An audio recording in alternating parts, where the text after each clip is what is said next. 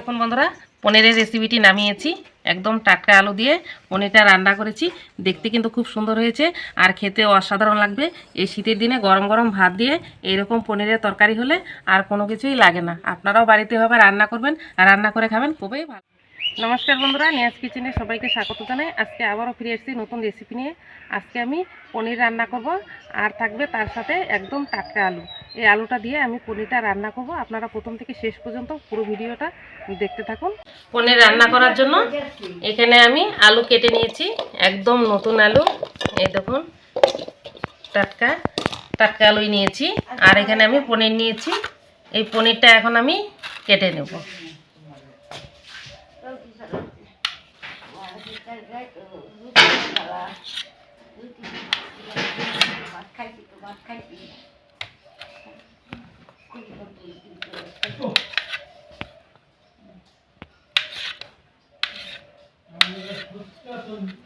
এইভাবে পনিরগুলো কেটে নেব। কেটে নিয়েছি।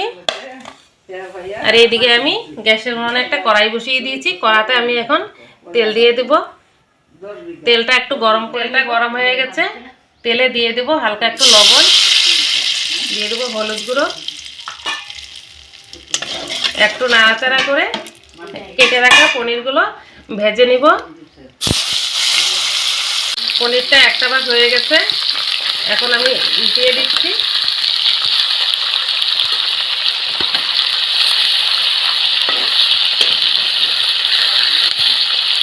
এগুলো ভাজা হয়ে গেছে। আমি হালকা করে পনিরটা ভেজে নিয়েছি। আর এই পনিরে হালকা করে ভেজে নিতে হয়। এখন আমি নামিয়ে নিচ্ছি। আলুগুলোও ভেজে নেব। হালকা একটু লবণ দিয়ে দিব। এখন আমি আলুটা নাড়াচাড়া করে ভেজে নেব। পনিরগুলো ভাজা হয়ে গেছে। এখন আমি কড়াতে তেল দিয়ে দিচ্ছি। কিছুটা তেল আছে, আর কিছু তেল দিয়ে দিচ্ছি। দিয়ে দিব শুকনো লঙ্কা, গোটা গরম মশলা, তেজপাতা, একটু নাড়াচাড়া করে দিয়ে দেবো একটু গোটা জিরে, দিয়ে দিচ্ছি টমেটো কুচি। টমেটোটা একটু লাল করে ভেজে নেব। টমেটোটা লাল করে ভাজা হয়ে গেছে। এখন এখানে আমি কিছু বাটা মশলা নিয়েছি। জিরে বাটা, আদা বাটা, কাঁচা লঙ্কা বাটা একসাথে দিয়ে দেব। করে জিরের গুঁড়ো, শুকনো লঙ্কার গুঁড়ো, পরিমাণ মতো লবণ, একটু নাড়াচাড়া করে আমি দিয়ে দেবো হালকা জল।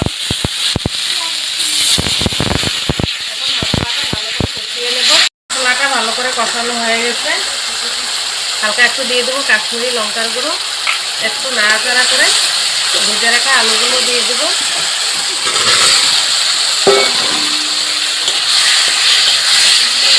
অল্প একটু নাড়াচাড়া করে যে মশলা বেটে রেখেছিলাম প্লেটটা, এটা দিয়ে একটু জল দিয়ে দেবো।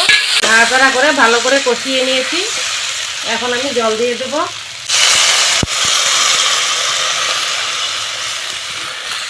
ঝোলটা ভালো করে ফুটিয়ে নেব। ঝোলটা ফুটে গেছে। ভেজে রাখা পনিরগুলো এখন দিয়ে দেব।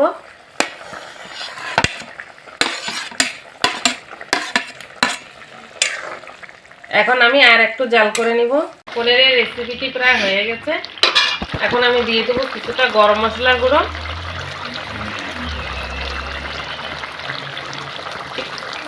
দিয়ে দেবো হাফ চামচ ঘি, দিয়ে আর একটু ভাবে নাড়াচাড়া করে নেব হালকাভাবে। পনিরের রেসিপিটি হয়ে গেছে। এখন আমি নামিয়ে নিচ্ছি।